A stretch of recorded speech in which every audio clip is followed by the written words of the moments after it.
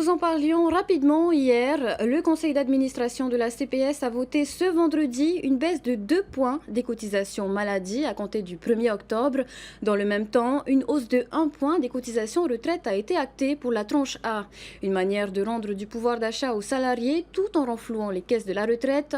Les bons résultats de l'emploi salarié en 2022 et les quelques 6 milliards de francs générés par la contribution pour la solidarité, la TVA sociale, ont incité les membres du CA à voter ces changements hier. Ces mesures seront examinées pour validation lors du prochain Conseil des ministres mercredi. Pour nous en dire plus, nous recevons Vatea Eller, représentant Oeto Oerima au CA de la CPS. Yorana Vatea. Yorana. Alors, les charges sociales baissent d'un côté et augmentent de l'autre. Finalement, la baisse est globalement de 1 point en contrepartie de l'instauration de la TVA sociale, mais selon une formule à laquelle on ne s'attendait pas. Pourquoi ce choix? Alors, la compréhension de chacun est celle qu'elle est. Pour moi, déjà, tout d'abord, il faut prendre tous ces chiffres-là et toutes ces décisions-là très humblement, parce que nous sommes dans une situation de crise et les décisions sont en train de fuser.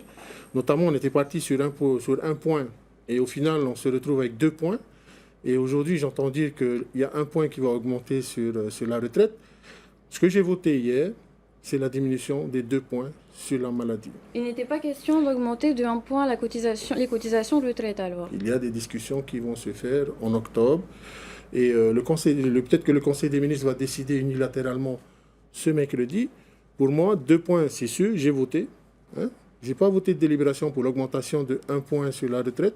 J'ai voté pour la diminution de 2 points sur la maladie. Pourtant, nous avons eu confirmation auprès de plusieurs sources sûres, notamment au sein de la CPS même, qu'il y a bien eu vote de cette hausse de 1 point sur les cotisations de retraite.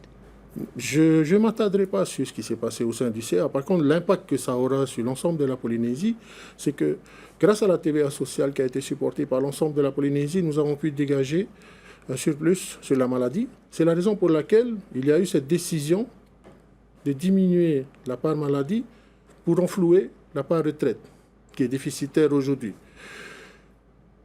Tel que je l'ai compris, elle est arrivée comme ça. Donc j'ai voté hier pour la diminution de 2 points, et je le répète, je ne vois pas à quel moment où j'ai voté pour l'augmentation de 1 point sur la retraite. Ce qui est important de dire, c'est que 1 point, ça représente 2,3 milliards. Donc 2 points, ça va représenter 4,6 milliards. Ça va mettre de l'eau dans les moulins de la retraite qui est déficitaire. Et peut-être que ça va nous permettre de faire d'autres choses. Nous sommes toujours en discussion parce que le point d'achoppement hier, c'était de dire que si on va favoriser la retraite, par exemple, quelqu'un qui n'a pas cotisé pendant 20 ans se retrouve aujourd'hui avec une retraite de 35 000 francs.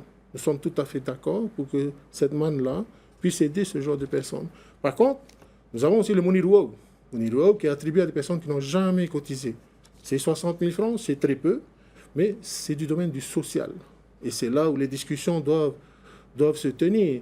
Quelle part la CPS va prendre en charge, quelle part le pays, ou voilà, est-ce que c'est la CPS en globalité qui va prendre en charge l'augmentation? Toutes ces annonces-là ont fait qu'il y a des décisions qui sont prises aujourd'hui dans la précipitation. Et c'est là où, personnellement, je suis très, très réservé sur toutes ces mesures qui, pour moi, sont provisoires et risquent d'évoluer. En tout cas, une chose est sûre, votre priorité, c'est le pouvoir d'achat. C'est le pouvoir d'achat. D'après vous, les mesures qui ont été prises ou qui ont été annoncées sont-elles suffisantes pour sauver la protection sociale généralisée? La protection sociale généralisée continue d'évoluer. Elle est dépendante aujourd'hui de la TVA sociale, demain peut-être d'un apport de l'État ou d'un remboursement de la dette pour les maladies induites, mais c'est très fragile. C'est très fragile. La PSG a été mise en place dans une période d'opulence. Aujourd'hui, on est en période de crise, c'est difficile. Et notre travail aujourd'hui, c'est de faire en sorte que toutes les prestations de la CPS soient assurées. Jeudi, à l'Assemblée, le président a annoncé différentes mesures pour donner du pouvoir d'achat à la population et notamment aux travailleurs. Selon le patronat, il faut aussi que ces mesures s'accompagnent d'un véritable développement économique. Est-ce que c'est votre avis également? C'est mon avis également. Bon, on a une évolution là sur l'année. On est parti de 65 000 travailleurs à 69 000. Ça fait 4 000 emplois supplémentaires. Ce sont des chiffres. Derrière ces chiffres-là, il y a les CAE, les STIH. Donc, on a encore beaucoup de choses à à améliorer, et surtout le développement économique, donc développer des activités sur le pays. On revient sur les mesures annoncées par le gouvernement et notamment la revalorisation du Moniruau et des allocations familiales. C'est ce que demandaient les syndicats. Comment est-ce que vous percevez ces annonces? Ces annonces, oui, ce sont des annonces. On a le 1% de la TVA sociale qui va permettre de dégager une certaine manne qui va peut-être pouvoir faire augmenter l'allocation et les Moniruau. Mais le monde du travail continue de souffrir malgré les chiffres qui sont ouverts. C'est-à-dire que malgré que les chiffres sont en totale augmentation suivant pour le nombre de travailleurs, les augmentations de salaire ne sont pas là, alors que nous sommes en pleine crise d'augmentation des prix un peu partout. Avec 10 000 francs, on ne fait pas le caddie. On fait pas le caddie. Et les SMIGA sont toujours en bas.